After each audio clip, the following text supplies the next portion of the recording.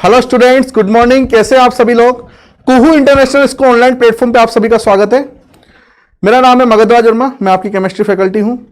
और जैसा कि आपको पता है कि लास्ट क्लास जो थी हमारी, जो मेरा इंट्रोडक्शन पार्ट था, उसके अंदर मैंने आपको बताया था कि हम लोग जो स्टार्ट करेंगे आपका 11th क्लास, तो अभी आपका 11th क्लास सीधा स्टार्ट नहीं कर सकते। क्यों नहीं कर सकते? क्योंकि 9th और 10th आप लोगों ने पढ़ी तो है, लेकिन आपने उसके पेपर तो दिए ही नहीं।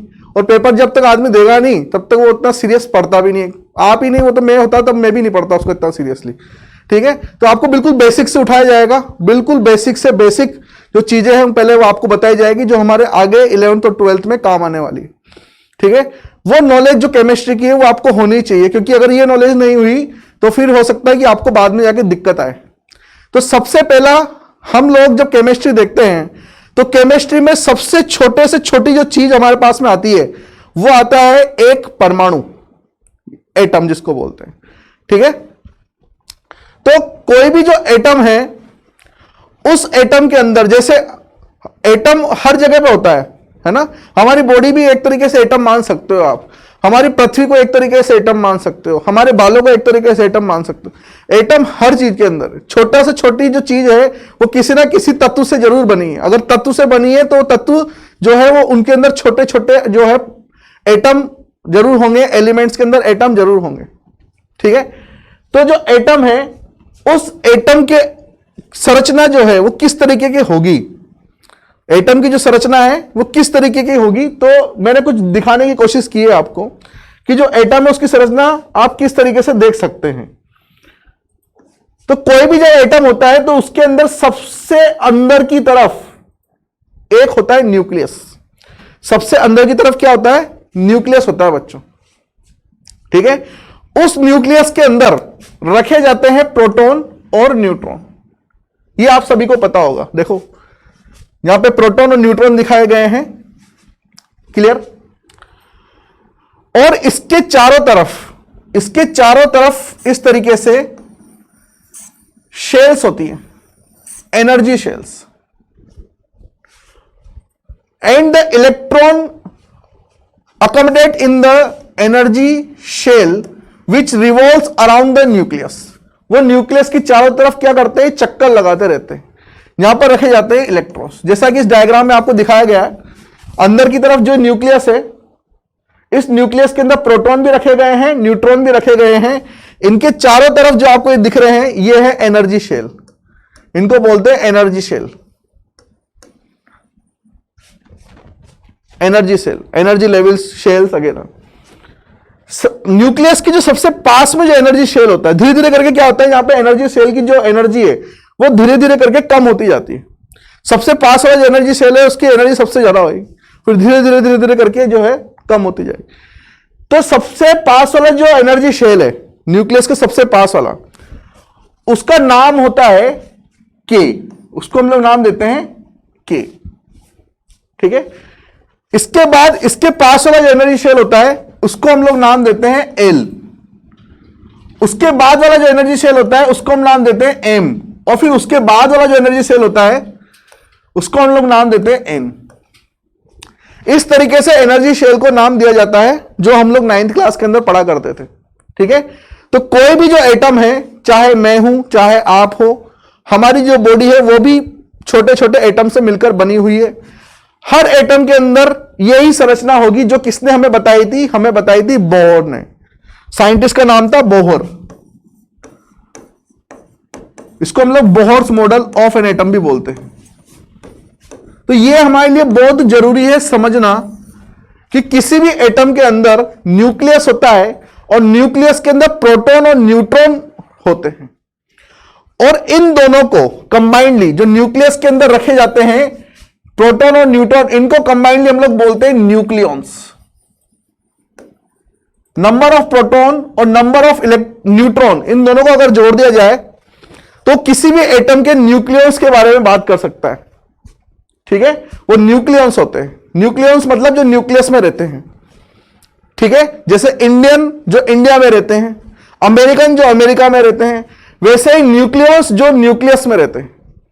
ठीक है, जब भी आपसे पूछा जाए बताइए इस एटम में कितने नंबर ऑफ न्यूक्लियॉन्स हैं, तो आप आसानी से बता सकते हैं कि वहां पर प्रोटॉन काउंट कर लो, न्यूट्रॉन काउंट कर लो। बात आएगी करेंगे कैसे काउंट, तो वो तो हम लोग सब चीज बताएंगे आपको, है ना, एक एक बेसिक चीजें बताई जाएगी आपको। बस हम लोग अभी क्या बता रहे हैं कि यहां पर जो एटम है उसका जो स्ट्रक्चर है वो किस तरीके का होता है, और वो हमें बताया था Bohr's model of an atom. Clear? तो इस तरीके से यहां पर जो न्यूक्लियस उसके चारों तरफ एनर्जी शेल्स होते हैं, और उन एनर्जी शेल को हम लोगों ने नाम दिया KLMN, जिनके अंदर इलेक्ट्रॉन्स होते हैं। The electrons revolves around the nucleus. ठीक है, अब सेकंड बात क्या आती है, सेकंड बात सवाल ये मन में आता है कि क्या सभी एनर्जी शेल के अंदर इलेक्ट्रॉन जो होते हैं उनका अकोमोडेशन एक जैसा होता है? मतलब कि क्या K में भी उतने इलेक्ट्रॉन होंगे जितने L में होंगे? मैक्सिमम इलेक्ट्रॉन्स की बात कर रहे हैं, तो क्या मैक्सिमम इलेक्ट्रॉन K में भी उतने होंगे जितने L में होते हैं, जितने M में होते हैं, जितने N में होते हैं? नहीं, हर एनर्जी शेल की कैपेसिटी अलग अलग होती है। हर एनर्जी सेल जो है उसकी कैपेसिटी इलेक्ट्रॉन रखने की अलग अलग होती है। जैसे K की अलग होती है, L की अलग होती है, M की अलग होती है और N की अलग होती है। कैसे पता करेंगे? तो जो K है इसको हम लोग एनर्जी लेवल नंबर 1 नाम देते हैं। ठीक है, L को एनर्जी लेवल नंबर 2 नाम देते हैं, M को एनर्जी लेवल नंबर 3 नाम देते हैं, और N को एनर्जी लेवल नंबर 4 नाम देते हैं। ठीक है, और आपको पता होगा कि जब हम लोग 9th क्लास में पढ़ा करते थे तो maximum electron accommodation in a shell उसको हम लोग बता देते हैं Bohr's model an of atom के अकॉर्डिंग 2n² फॉर्मूले से। ठीक है, 2n² फॉर्मूले से बताया करते थे। n का मतलब वहां पर होता था कि जिस सेल के अंदर आप देखना चाहते हैं उसका नंबर कितना है। मान लीजिए K के लिए मुझे देखना है मैक्सिमम कितने इलेक्ट्रॉन मैं यहां पर रख सकता हूं, तो K के लिए मैं क्या करूंगा, यहां पर n की वैल्यू रखूंगा 1। ठीक है, K शेल के लिए मैं क्या करूंगा, n की वैल्यू रखूंगा 1। तो 2 इंटू 1 का स्क्वायर 1 ही होगा, 2 इंटू 1 2। तो यहां पर जो K है इसके अंदर मैक्सिमम जो है आप 2 इलेक्ट्रॉन्स रख सकते हो। कितने इलेक्ट्रॉन रख सकते हो यहां पर? 2 इलेक्ट्रॉन। उसी तरीके से अगर मुझे L के लिए बात करनी होगी तो L के लिए कैसे निकाल लोगे आप? यहां पे N की वैल्यू रखोगे 2 का स्क्वायर 4 इंटू 2 8 इलेक्ट्रॉन्स। तो जो L है उसके अंदर मैक्सिमम आप कितने इलेक्ट्रॉन अकोमोडेट कर सकते हो? 8 इलेक्ट्रॉन्स। क्लियर?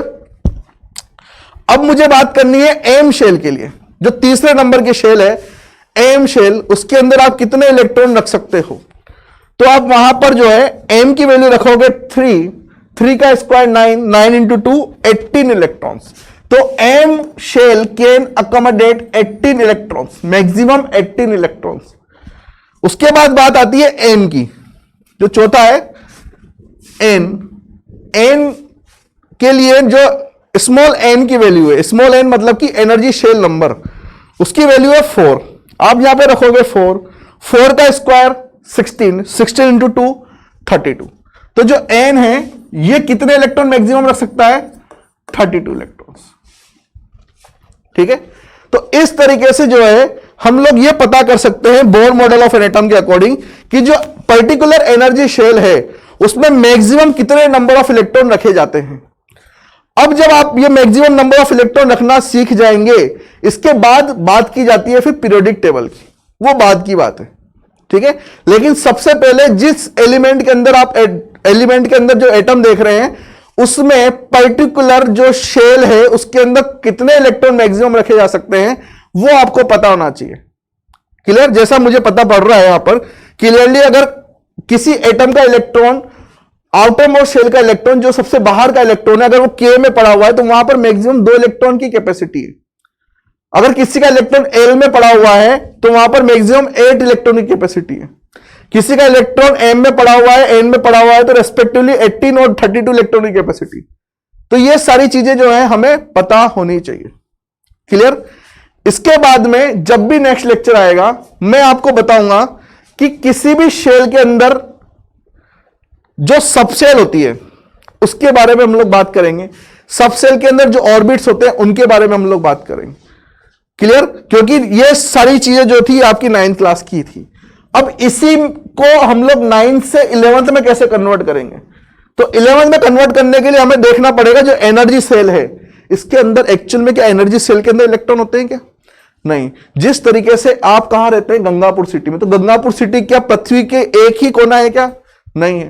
गंगापुर सिटी आती है राजस्थान में, राजस्थान आता है भारत में, ठीक है, और भारत आता है एशिया के अंदर। इस तरीके से जो है आपका पता अगर किसी को बताना हो तो इस तरीके से रहता है। उसी तरीके से किसी इलेक्ट्रॉन का अगर हमें एड्रेस बताना है तो उसके लिए मुझे एनर्जी शेल के अंदर जो है सब एनर्जी शेल, ठीक है, सब सेल बोलते हैं उसको, उसकी जरूरत पड़ती है। सब सेल के अंदर जो ऑर्बिट्स होते हैं उनकी जरूरत पड़ती है, ठीक है। तो इस तरीके से हम लोग किसी भी शेल के अंदर कितने सब सेल होंगे, उस सब सेल में कितने ऑर्बिट्स होंगे, ये सारी चीजें जो है हम लोग पता कर सकते हैं और ये हम लोग कल पता करेंगे, ठीक है। आज के लिए आपको क्या करना है, बोर मॉडल एक बार रीड आउट करना है, ये आपको मिलेगा 9th क्लास की बुक के अंदर। क्लियर? तो आज के लिए हम लोग इतना रखते हैं और जुड़े रहिए, आपको सारी चीजें बेसिक से पढ़ाई जाएगी और कोई भी डाउट हो आप सीधे कांटेक्ट कर सकते हैं, ठीक है। आज के लिए इतना रखते हैं बच्चों, पढ़ते रहिए। Thank you very much.